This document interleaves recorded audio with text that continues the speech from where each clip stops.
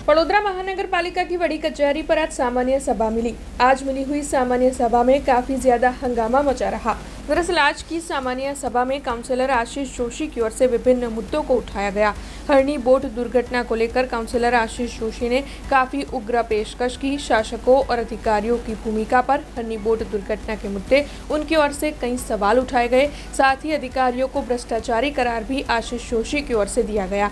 इसके अलावा गैस के दाम में बढ़ोतरी के मुद्दे को भी इस दौरान काउंसलर आशीष जोशी की ओर से उठाया गया। हालांकि भारतीय जनता पार्टी के काउंसलरों ने आशीष जोशी को घेरने की कोशिश की, लेकिन आशीष जोशी ने जो जवाब सामने दिया उसके बाद सभागृह में सन्नाटा छा गया। तब आइए सुनते हैं इस पूरे मामले पर काउंसलर आशीष जोशी की प्रतिक्रिया। સૌથી પહેલાં તો આ શહેરમાં જે ભ્રષ્ટાચારો થઈ રહ્યા છે એની ભરમાર છે। બોટ દુર્ઘટનાને તો આજે 22 મહિના ઉપરનો સમય વીતી ગયો છે, પણ ન્યાય તો મળતો નથી। સામે જેના લીધે બોટ ડૂબી છે એવા ગોપાલ શાહને પણ લાલ કાર્પેટથી હયાત હોટલમાં બોલાવે છે, એનું પણ અમે ધ્યાન દોર્યું છે। મુખ્ય મૂળ મુદ્દા છે કે 2017થી લઈને 2025 સુધીમાં નફો કરતી company VGL Vadodara gas limited એ આજે 18 રૂપિયાના ભાવથી 1 યુનિટના ભાવથી મળતો ગેસ આજે વડોદરા શહેરના નાગરિકોને 50.93 એટલે કે લગભગ 51 રૂપિયાના ભાવથી મળતો થાય છે।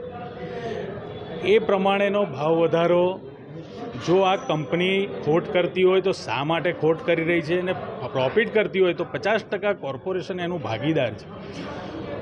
તો કયો કોઈપણ પ્રકારનો રિપોર્ટ કોર્પોરેશને સમગ્ર સભામાં લાવ્યા નથી। અધિકારીઓની જવાબદારી છે કે શા કારણથી ગેસનો ભાવ આટલો બધો વધી ગયો।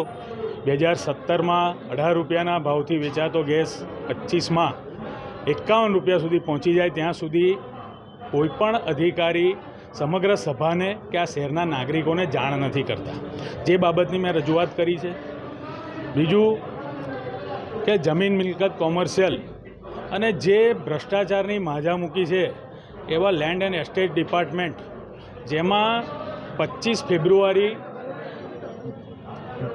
2025માં જે તાત્કાલિક ઇજારો સાઇટમેક્સ કંપનીને કોના દબાણથી આપી દેવામાં આવ્યો। અગાઉના ટેન્ડરમાં જ્યારે કોઈ 4,85,00,000 કોર્પોરેશનને ચૂકવવા રાજી હોય તો બીજું ટેન્ડર લાવવાની કારણ બતાવવામાં આવે છે કે 4,85,00,000થી વધારે આવકની અમને અપેક્ષા છે, એટલે અમે આ રીટેન્ડર કરીએ છીએ। રીટેન્ડર કરીને પોતાના ઓળખીતા મળતિયાને 3,85,00,000માં આપી દેવામાં આવે છે।